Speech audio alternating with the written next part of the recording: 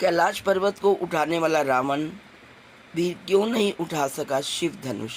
आइए जानते हैं सीता स्वयंवर का ये रहस्य। रामायण की पौराणिक कथा के अनुसार रावण न केवल भगवान शिव का बहुत ही बड़ा परम भक्त था, बल्कि इतना शक्तिशाली भी था कि उसने एक बार कैलाश पर्वत तक को उठा लिया था। फिर माता सीता के स्वयंवर के धनुष को वह क्यों नहीं उठा पाया, जबकि वह धनुष भी भगवान शिव से जुड़ा था। क्या है इस प्रसंग के पीछे का रहस्य, आइए जानते हैं। हेलो फ्रेंड्स, कैसे हैं आप। स्वागत है आपका आपके अपने चैनल अजब गजब संसार में। कैलाश उठाने वाला रावण क्यों नहीं उठा सका शिव धनुष, आइए जानते हैं सीता स्वयंवर का ये रहस्य।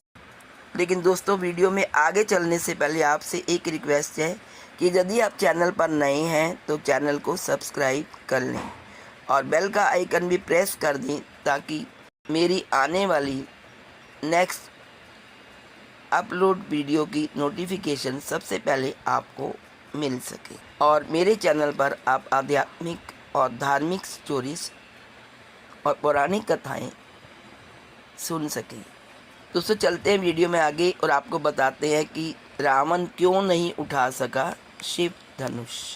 रामायण की पौराणिक कथा के अनुसार रावण न केवल भगवान शिव का बहुत बड़ा भगत था, बल्कि इतना शक्तिशाली था कि उसने एक बार कैलाश पर्वत तक को उठा लिया था।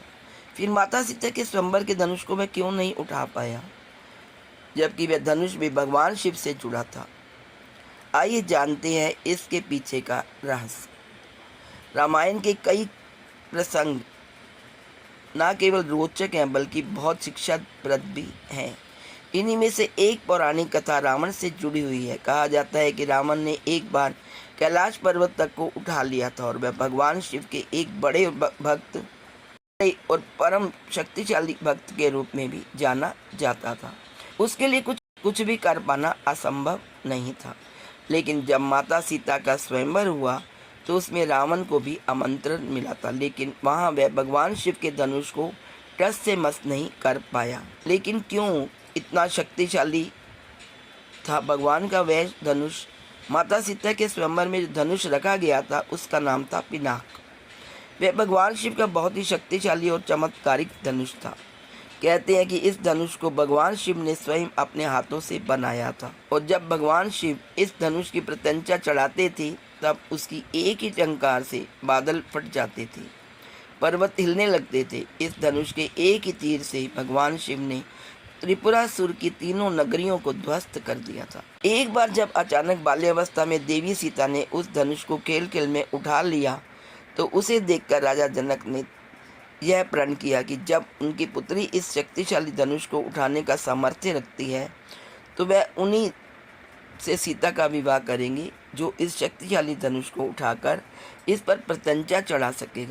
पौराणिक कथाओं के अनुसार बाद में इस धनुष को देवराज इंद्र को सौंप दिया गया और बाद में इंद्र ने इसे राजा जनक के पूर्वज देवराज को दे दिया। तभी से यह धनुष राजा जनक के पास सुरक्षित रखा। सीता स्वयंवर में बहुत सारे राजाओं को बुलाया गया और किसी से भी ये धनुष नहीं टूट पाया। जब रावण को स्वयंवर में बुलाया गया तो ऐसा नहीं था कि उसमें सामर्थ्य नहीं था उस धनुष को उठाने का, लेकिन भगवान शिव के इस धनुष को उठाने के लिए शक्ति और या बल की नहीं, बल्कि प्रेम और उदारता की आवश्यकता थी, सम्मान की आवश्यकता थी। जब रावण उसको उठाने के लिए आया तो उसके मन में बहुत घमंड था, अहंकार था। उसने ना तो उस धनुष को सम्मानपूर्वक देखा और ना ही उसके बारे में कोई अच्छी मंशा रखी। इसीलिए रावण इस शिव धनुष को नहीं उठा पाया।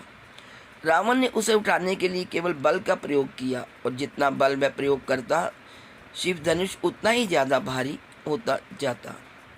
अंत में रावण उस धनुष को हिला भी नहीं पाया। जब भगवान राम की बारी आई तो उन्होंने न केवल उस धनुष को प्रणाम किया, बल्कि धनुष की परिक्रमा की और फिर उसे प्रेम पूर्वक उठा लिया। फिर प्रत्यंचा चढ़ाते समय वह धनुष अनायास ही टूट गया।